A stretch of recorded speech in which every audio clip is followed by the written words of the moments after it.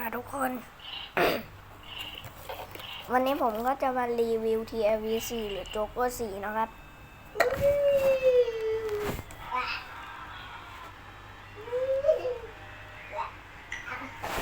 จะมีขาตะปูเจาะดิน4ไม่รู้น่าจะ8 อันนะ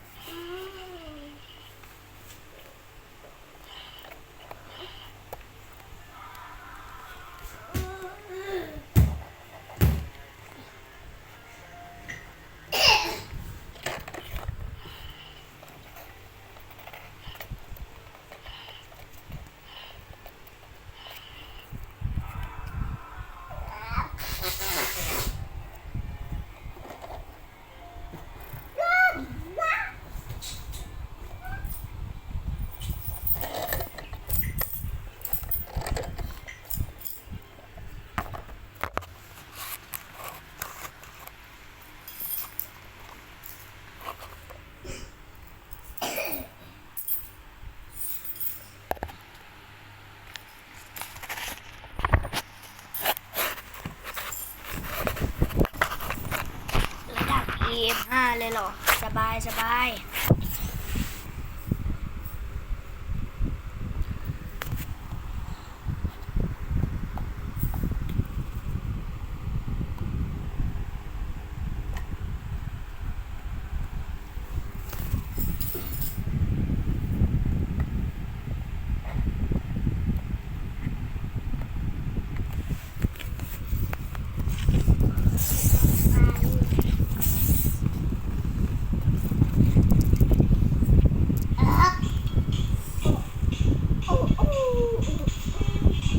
มันง่ายมากเลยนะ EF5 กากชะมัดฉันก็แค่เอาขึ้นมาอย่างนี้แล้วก็แค่